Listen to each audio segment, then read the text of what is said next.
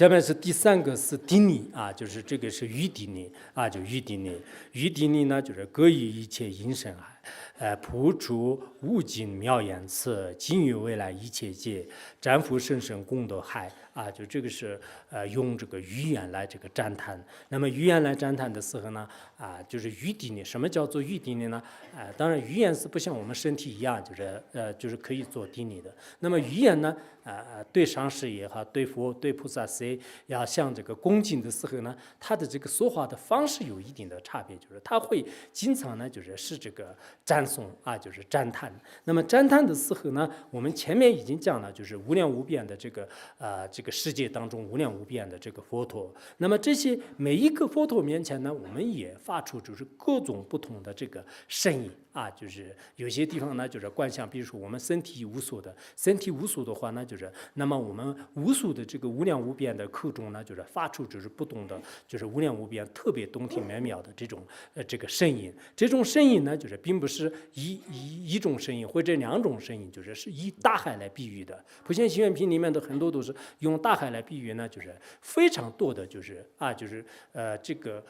不可思议。不可思议，就是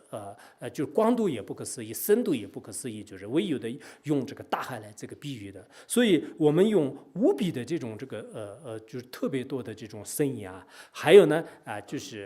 方式的话呢，也是像我们这个翻译，这个60种这个不同的这个翻译呢，就是美妙的这种翻译。那么言辞也是各种不同的这种声音呢，进行这个赞叹。进行赞叹的时间的话呢，从现在开始未来的这个无量无边的这个世界当中，永远也是没有这个至尽的。这样的这个世界当中呢，赞叹佛陀的这个深深的功德。比如说佛陀呢，在因地的时候呢，6度万行是如何？那么现在在过地的时候呢，有这个4无畏、18不共法、势力等等，有不可思议的这些智慧方面，还有这个背信方面等等的这些功德。这些功德呢，我们用语言来这个赞叹呢。我们用语言来赞叹的话，其实历代的高僧大德的话，对这个赞佛呢，非常多的。那么我们赞佛的时候呢，其实真正很多的这种功德呢，自然而然会这个呈现的自然而然会呈现的。然后以前那个大智度论里面也是说过，说是赞佛功德是令人烦恼薄啊，我们赞佛的功德的时候呢，这个人的烦恼呢，慢慢就般若了。以此功德故，接近什么这个诸垢尽，诸垢灭。以这个功德的话呢，很多的这个烦恼界呢，会灭尽的。还有呢，垢染的话呢，都会这个消失的都会消失。因此，我们这样的这个发出这种声音，其实我们念普贤行愿品呢，这是一种赞叹，佛陀的一种这个声音。我们平时念经呢，也是赞叹佛陀的一种这个定力我们定力呢，语言不可能它是一种声音。这个声音呢，我们经常认为所谓的定力的话呢。可能是一定要磕头或者是闻讯，但语言的定力呢，一定要用一种这个赞叹，赞叹念诵赞叹。然后这个心理的这个定力的话呢，去这个观想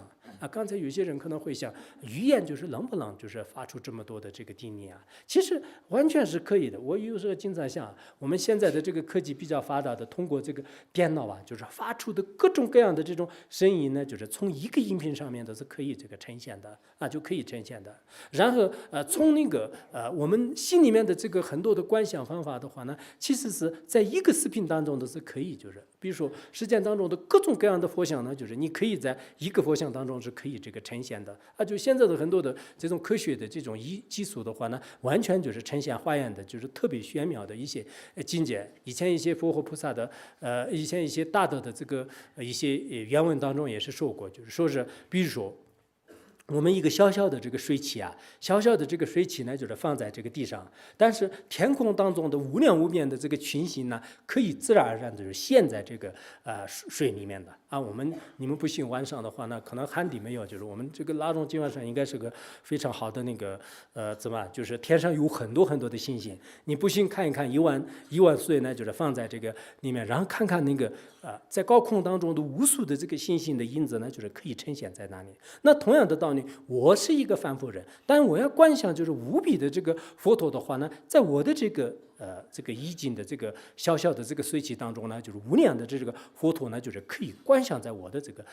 可以这个观想在我的这个心当中。因此，从这么一个简单的比喻，也可以就是呈现呢，就是普现就是十大愿呢，不是很这个困难的。因此呢，我们这个前面呢，就是再三今天就是做总结的话呢，就是前面是第一个是略说，就是身口意的要这个定力的，然后呢，光说的时候身体就是怎么样就是定力。心怎么样定力，语言怎样定力，就是用3个方面来进行描述。那么我们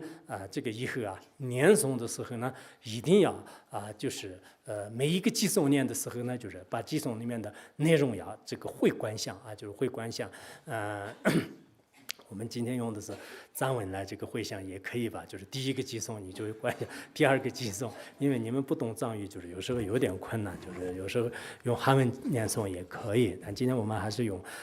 藏文来会想吧，是吧？